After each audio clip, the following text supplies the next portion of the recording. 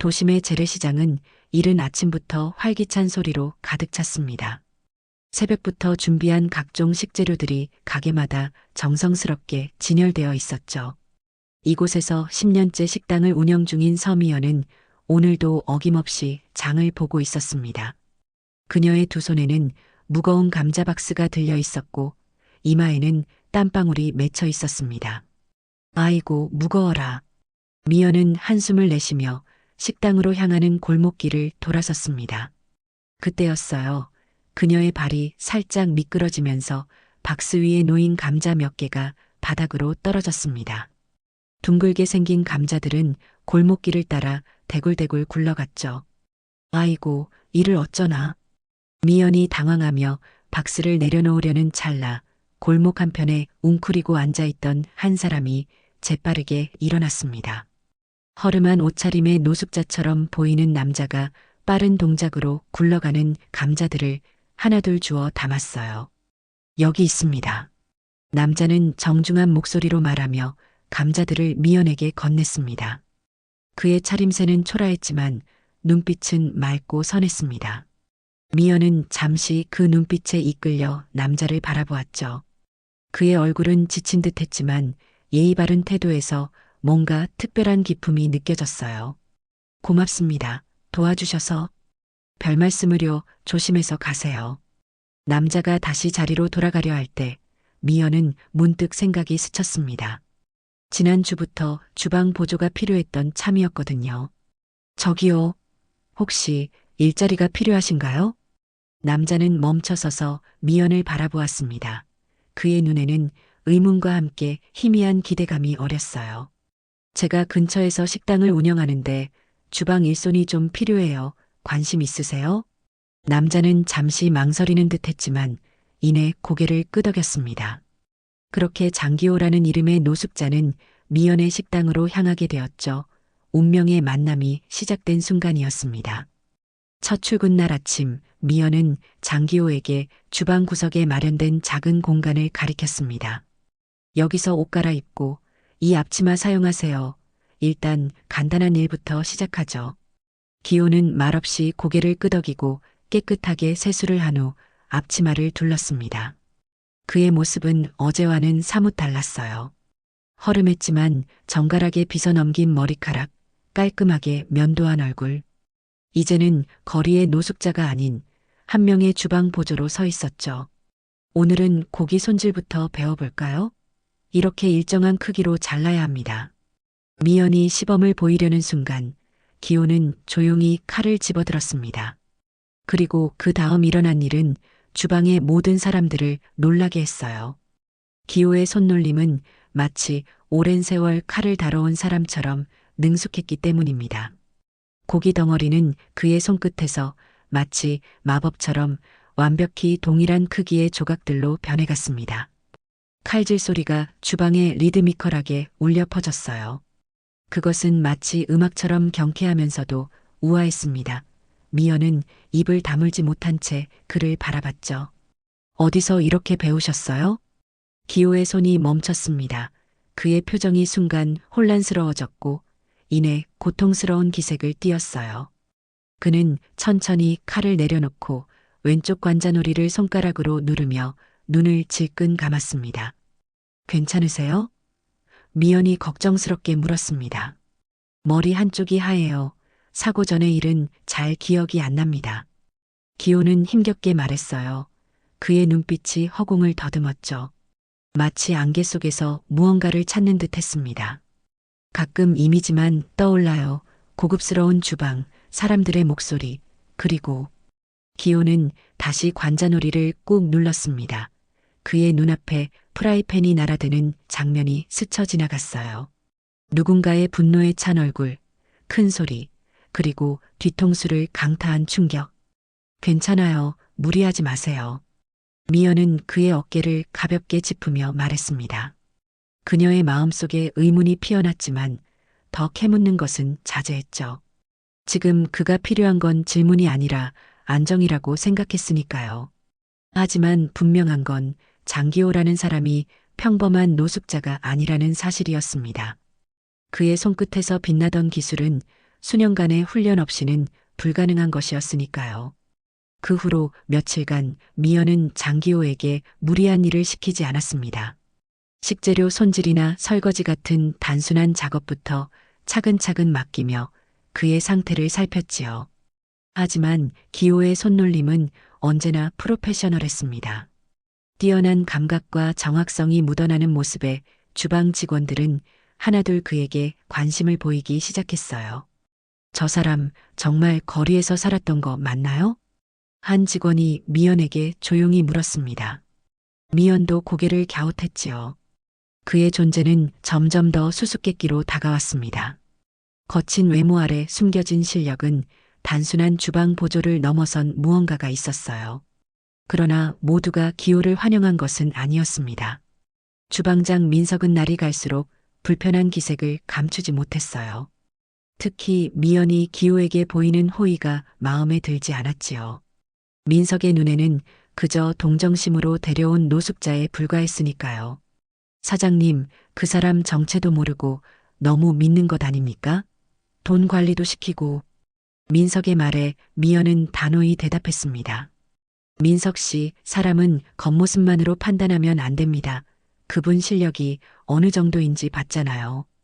민석의 얼굴이 굳어졌어요. 그날 이후 민석은 은근히 기호를 시험하기 시작했습니다. 처음에는 일정한 두께로 생선을 자르는 미션이었지요. 기호는 눈을 감은 채로도 완벽하게 해냈습니다. 그 다음은 반죽방울 하나 흘리지 않고 튀김을 코팅하는 작업이었죠. 기호는 이건 역시 능숙하게 해내며 주방 사람들의 경외심을 불러일으켰어요. 저건 노숙자가 아니야 한 직원이 속삭였습니다. 민석의 얼굴은 점점 더 어두워졌어요. 기호의 실력은 그를 위협하기에 충분했죠. 식당 직원들 사이에서 기호에 대한 존경심이 커져가는 반면 민석에 대한 신뢰는 조금씩 흔들리고 있었습니다. 어느 날 미연은 기호가 무의식적으로 프랑스 요리 용어를 사용하는 것을 듣게 되었어요. 미즈 언플라스 작업이 끝났습니다. 미연이 놀란 표정으로 그를 바라보자 기호도 자신이 무슨 말을 했는지 깨닫고 멈칫했습니다. 그의 눈에는 혼란스러움이 깃들었지요.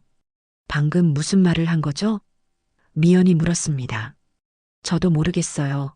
그냥 자연스럽게 나왔습니다. 기호는 고개를 저으며 다시 일에 몰두했어요. 하지만 그의 마음속에는 점점 더 많은 의문이 피어났습니다. 왜 자신의 몸은 주방 구조와 칼 종류에 익숙하게 반응하는지, 요리 용어들이 어떻게 자연스럽게 떠오르는지, 잊혀진 과거가 조금씩 그의 의식 표면으로 떠오르고 있었지요. 민석의 불만은 나날이 커져갔습니다. 장기호의 출연으로 자신의 입지가 흔들린다고 느꼈기 때문이죠. 그는 은근슬쩍 기호를 모함하기 시작했습니다. 재료를 더 많이 쓴다거나 뒷정리를 제대로 하지 않는다는 식의 거짓말들을 퍼뜨렸어요. 하지만 미연은 그런 이야기에 쉽게 넘어가지 않았습니다. 민석 씨, 사실 확인도 안 하고 그런 말 하지 마세요. 제가 직접 지켜보고 있으니까요. 미연의 말에 민석은 입을 다물었지만 그의 눈빛은 더욱 날카로워졌습니다. 어느 날 저녁 특별한 손님이 식당을 방문했어요. 지역 신문사의 음식 칼럼니스트였죠. 미연은 긴장된 표정으로 주방에 들어왔습니다. 오늘은 특별히 신경 써주세요. 우리 식당 평가가 실릴 수도 있어요. 민석은 자신만만하게 고개를 끄덕였습니다. 걱정 마세요. 사장님, 제가 직접 요리할 테니까요. 그는 자신의 대표 메뉴인 갈비찜을 정성껏 준비했어요. 화려한 플레이팅까지 마친 요리가 손님에게 나갔죠. 하지만 얼마 지나지 않아 심상치 않은 상황이 벌어졌습니다.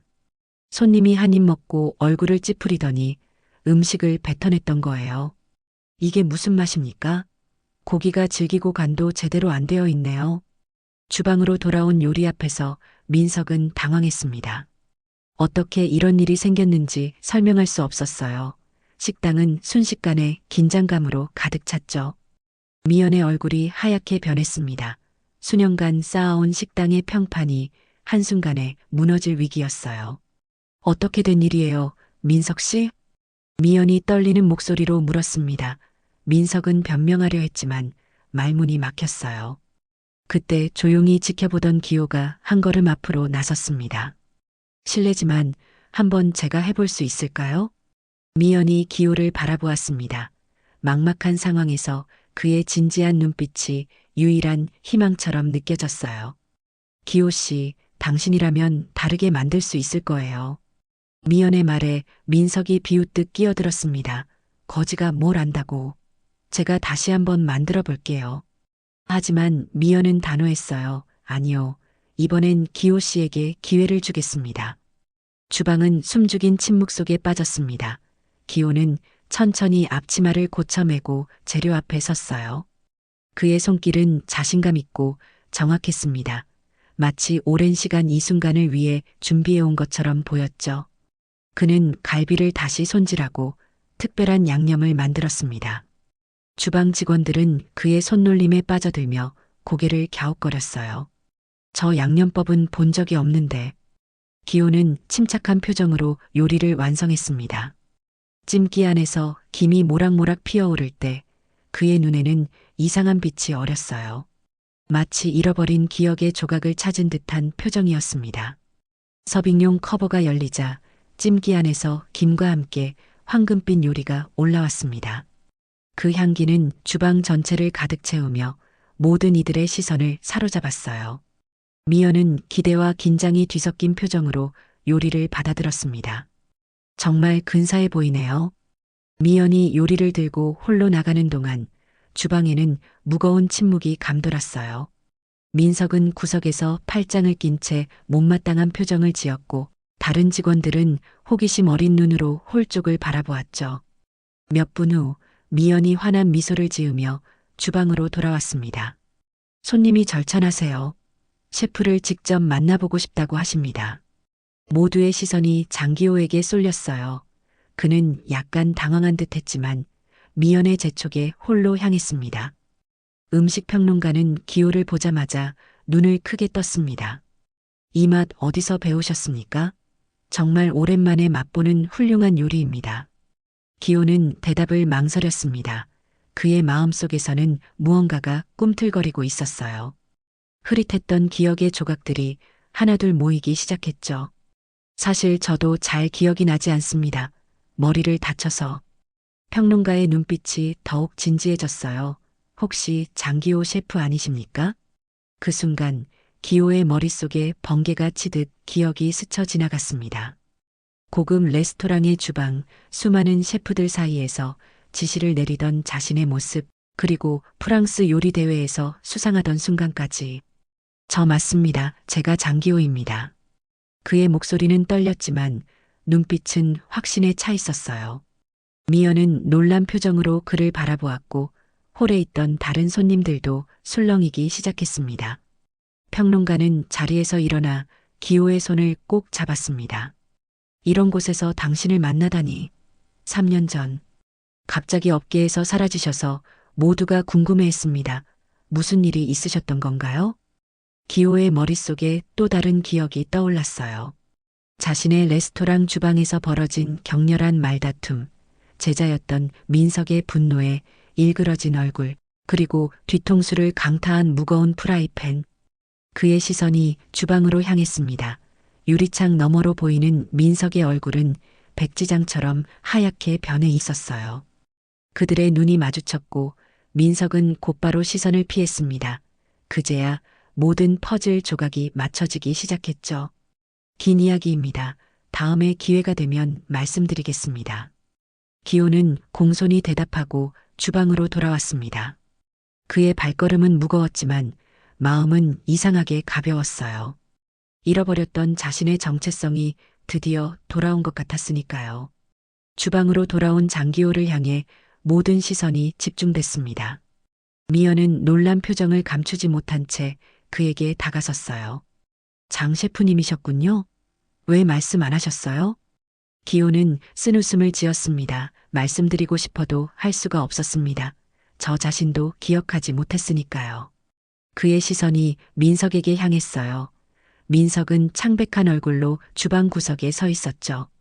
둘 사이에 흐르는 무거운 침묵에 주방 전체가 얼어붙은 듯 했습니다. 공기 중에는 긴장감이 팽팽하게 감돌았어요.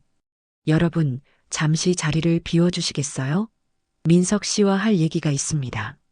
미연의 말에 다른 직원들이 하나둘 주방을 빠져나갔어요. 남은 건 오직 세 사람뿐이었죠. 기호는 천천히 민석에게 다가갔습니다. 떨리는 민석의 모습을 보며 그의 마음속에 여러 감정이 교차했어요. 분노, 배신감, 그리고 이상하게도 동정심까지.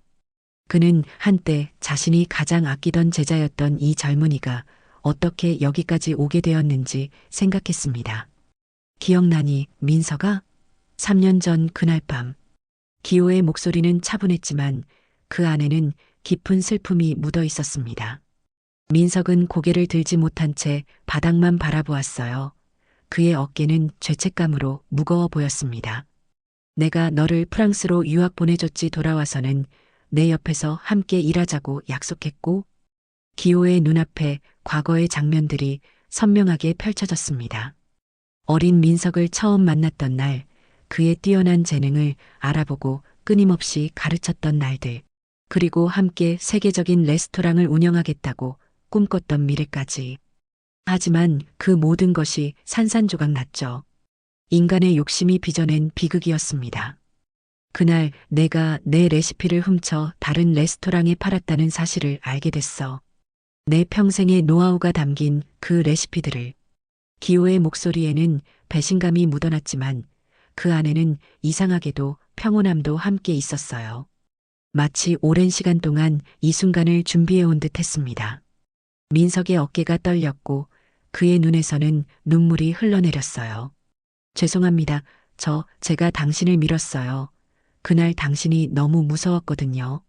레시피가 제 것이 되면 모든 게 달라질 거라 생각했어요. 하지만 민석의 고백에 미연은 경악했습니다. 그녀의 눈에는 충격과 실망감이 가득했어요. 민석은 결국 모든 것을 토로했습니다. 스승의 레시피를 훔친 것, 들킨 후 다툼 끝에 기호를 밀쳐 뒤통수를 다치게 한 것, 그리고 의식을 잃은 그를 병원에 버려두고 도망친 것까지. 그의 고백 속에는 셰프로서의 명예보다 돈과 명성을 더 중요시했던 자신의 어리석음이 드러났습니다. 그런데 병원에서도 사라지셨더라고요. 정말 죽은 줄 알았습니다. 그 후로 매일 밤 악몽에 시달렸어요. 기호는 천천히 고개를 저었습니다. 그는 병원에서 깨어났을 때 자신이 누구인지조차 기억하지 못했다고 말했어요. 신원을 확인할 것도 없이 거리로 나왔고 그렇게 3년이란 시간이 흘렀던 것이었죠. 운명의 아이러니가 이들을 다시 한 주방에 모아놓은 것입니다.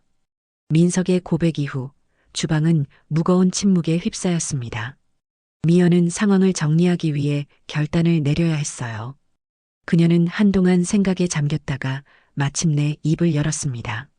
민석 씨, 당신은 오늘부로 여기서 일할 수 없습니다. 짐을 챙겨 나가세요. 미연의 목소리는 차갑고 단호했어요. 그녀의 눈에는 실망감이 깃들어 있었습니다. 신뢰는 한번 깨지면 회복하기 어려운 법이죠. 민석은 어떤 변명도 하지 않은 채 고개를 끄덕였습니다. 그는 천천히 앞치마를 벗고 개인 물건들을 챙겼어요. 그의 동작에는 패배감과 체념이 묻어났습니다. 떠나기 전 그는 기호를 향해 마지막으로 고개를 숙였습니다. 그의 눈에는 진심 어린 후회가 담겨 있었어요. 정말 죄송합니다. 스승님 용서받을 수 없다는 걸 알지만 그래도 살아계셔서 다행입니다. 제가 어리석었습니다. 민석이 떠난 후 미연은 기호에게 진심 어린 사과를 건넸어요. 장 셰프님, 정말 죄송합니다. 이런 일이 있었다니. 제가 뭐라도 도와드릴 수 있을까요? 기호는 창밖을 바라보며 잠시 생각에 잠겼습니다. 저녁 무렵의 붉은 노을이 그의 얼굴을 물들였어요. 그의 마음속에는 복잡한 감정들이 소용돌이쳤습니다. 3년간의 공백, 잃어버린 명성, 그리고 제자의 배신까지. 하지만 이상하게도 그의 마음에는 분노보다는 평온함이 더 크게 자리 잡고 있었어요. 마치 오랜 세월을 떠돌며 그가 깨달은 삶의 지혜 같은 것이었죠. 이젠 용서도 분노도 의미 없네요. 지금 여기서 다시 시작하고 싶을 뿐입니다. 기호의 말에 미연의 눈이 반짝였어요. 정말요?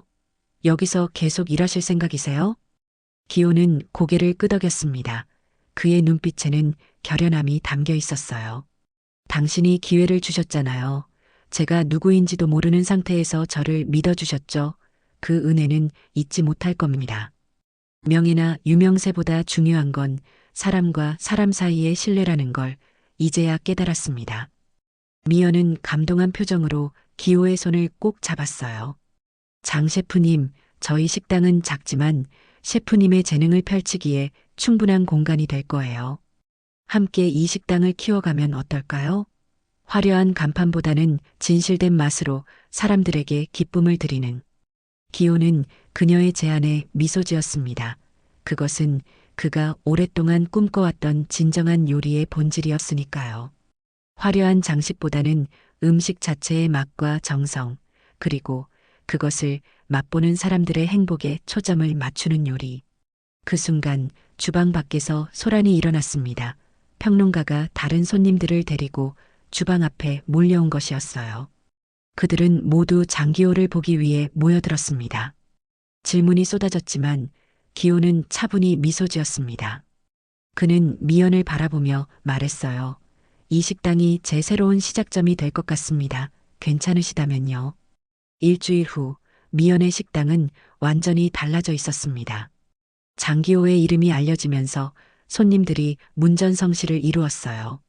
미연은 기호와 함께 새로운 메뉴를 개발하고 주방 시스템을 정비했습니다.